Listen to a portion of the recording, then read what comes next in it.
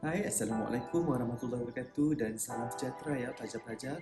Hari ini cikgu ingin sampaikan sebuah tajuk yang begitu penting dalam tata bahasa Melayu iaitu kata hubung. Apa itu kata hubung? Kata hubung ialah perkataan yang digunakan untuk menggabungkan perkataan dengan perkataan yang lain supaya menjadi ayat majmuk. Analoginya, ibarat jambatan yang menghubungkan satu tempat ke satu tempat. Begitu juga kata hubung. Kata hubung boleh dibagi kepada 3 kategori. Yang pertama, kata hubung gabungan. Kedua, kata hubung pancangan. Dan yang ketiga, kata hubung berpasangan. Yang pertama, kata hubung gabungan. Kata hubung gabungan ialah kata hubung yang digunakan untuk menggabungkan 2 ayat atau lebih yang sama penting kedudukan dan sifatnya. Kita lihat apakah contoh kata hubung gabungan. Yang pertama, kecuali. Contoh ayat, semua murid ke kelas tambahan itu kecuali Irfan. Yang kedua, serta. Siti seorang pelajar yang pandai serta rajin menolong orang lain. Yang ketiga, sambil. Contoh ayat, Ali sedang membaca buku sambil mendengar lagu. Keempat, atau. Contoh ayat, kamu mahu makan tengah hari atau tidak. Seterusnya. Yang kedua, kata hubung pancangan. Apa itu kata hubung pancangan? Kata hubung pancangan berfungsi untuk menyambungkan satu ayat induk dengan satu atau lebih ayat kecil. Kita lihat contohnya sama-sama ya. Yang pertama, kata hubung pancangan relatif. Kalau kita kata hubung pancangan relatif, pastinya kita kaitkan dengan kata hubung yang. Kerana ianya satu-satunya kata hubung yang terkandung dalam pancangan relatif. Apa itu kata hubung pancangan relatif? Mari kita lihat. Kata hubung pancangan relatif ialah kata yang menghubungkan klausa utama dengan klausa-klausa pancangan, iaitu klausa-klausa kecil. Contoh yang cikgu boleh tunjukkan kepada pelajar-pelajar semua, bumi Aceh yang dilanda tsunami telah dibangunkan. Jika kita pecahkan klausa-klausa ini menjadi bahagian yang pertama, bumi Aceh dilanda tsunami. Yang kedua, bumi Aceh telah dibangunkan. Di mana cikgu nak bersoal pada pelajar-pelajar, di manakah klausa utamanya? Ya, jawapannya ialah bumi Aceh kerana dia menggunakan subjek ayat yang sama. Okay? Itulah klausa utama. Dan predikat ni ialah klausa-klausa kecil. Itulah kata hubung pancangan relatif. Seterusnya, kata hubung pancangan komplement. Kata hubung pancangan komplement menghubungkan satu klausa sebagai pelengkap kepada satu klausa utama. Ya, kita lihat contohnya. Sebelum itu, kata hubung pancangan komplement menggunakan bahawa dan untuk. Ya. Contoh yang pertama, untuk. Wang yang diberikan oleh ayah digunakan untuk membeli peralatan sekolah. Okey, untuk bahawa pula, pihak bomba telah memberitahu bahawa kejadian kebakaran itu berpunca dari litar pintas. Baiklah, yang ketiga, kata hubung pancangan keterangan. Okay, kata hubung pancangan keterangan berfungsi untuk memberi keterangan dengan menghubungkan klausa pertama dan klausa yang menjadi penerangan. Di bahagian predikatnya menerangkan sesuatu. Tetapi kata hubung pancangan keterangan ini mempunyai pelbagai kategori. Okay, kita lihat satu persatu. Yang pertama, menerangkan waktu. Contohnya, sesudah, setelah. Yang kedua, menerangkan syarat atau situasi. Contohnya, jika, andai kata. Yang ketiga, menerangkan akibat. Contohnya, hingga, sehingga. Yang keempat, berlakunya sesuatu kejadian. Contohnya, kerana dan sebab. Kita lihat contoh seterusnya, iaitu kata hubung berpasangan. Kata hubung berpasangan mempunyai pasangan yang tersendiri. Di sebuah ayat, dia memerlukan satu lagi pasangannya untuk melengkapkan ayat itu. Kita lihat contoh yang pertama.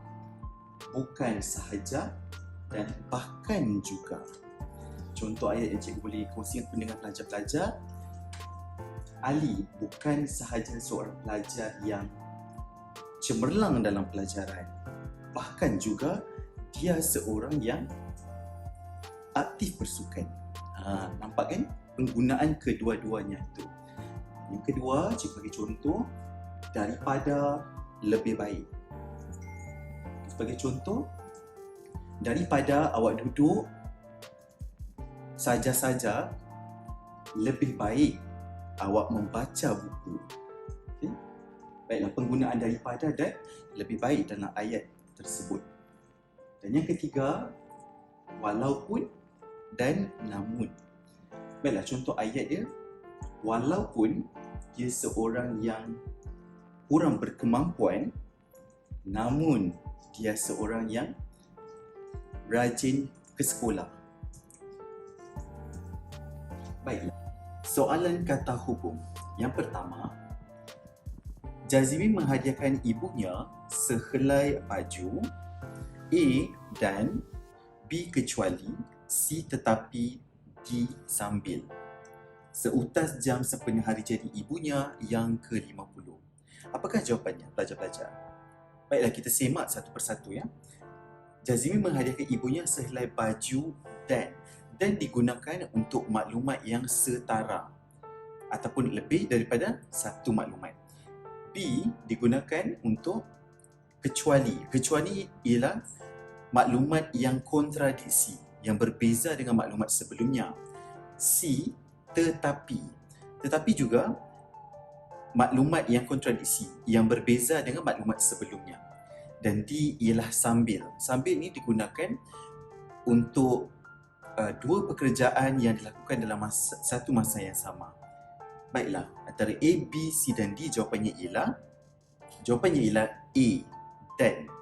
Jazimi menghadiahkan ibunya sehelai baju dan seutas jam. Kerana apa? Kerana mempunyai dua maklumat ataupun lebih daripada satu maklumat, iaitu sehelai baju dan seutas jam. Maka jawapan sesuai ialah dan, iaitu A. Soalan yang kedua, Dini telah membeli buku A serta, B untuk, C bahawa dan D yang berwarna biru itu di kedai buku popular. Okay, apakah jawapannya, pelajar-pelajar? Okay, jawapannya ialah, kita semak dulu jawapannya. A serta. Serta digunakan untuk apa? Serta biasanya digunakan untuk maklumat. Dia hampir sama seperti dan, tetapi dan digunakan dahulu di hadapan ayat, serta digunakan berikutnya. Contohnya, Ali, Abu dan Aminah serta Ahcong. Begitu ya. Dia mempunyai maklumat yang lebih daripada dua ataupun lebih daripada tiga maklumat. B, untuk. Untuk ini adalah memberi satu maklumat yang baru ataupun mempunyai satu sebab. Buku ini diberikan untuk siapa ataupun mempunyai tujuan untuk apa. Okay? C pula, iaitu bahawa. Bahawa ialah digunakan untuk menjelaskan, memberi satu maklumat baru di dalam ayat. Dan D, yang ialah kata pancangan relatif, yang mana klausa utama diikuti dengan klausa kecil. Bagi ayat ini, Dini telah membeli buku berwarna biru itu di kedai popular. Yang lebih sesuai ialah apa? Kerana Dini telah membeli buku ini ialah klausa utama. Berwarna biru itu di kedai popular ialah klausa kecil. Jawapan yang sesuai ialah D, iaitu yang, kata pancangan relatif. Itulah jawapannya. Baiklah, yang ketiga. Ayah, ibu memberitahu kami Mereka akan ke Jepun minggu hadapan. Okay, yang pertama kita lihat dulu ayah, ibu. Okay, jika mempunyai seorang atau lebih daripada seorang, iaitu ayah dan ibu, pastinya jawapan sesuai ialah dan B. Kerana apa? Kerana dan digunakan untuk maklumat lebih daripada satu ataupun lebih daripada seorang mengikut konteks ayat ini. Ayah dan ibu, itulah jawapannya ya. Yang lain kurang sesuai, serta atau kecuali tidak sesuai.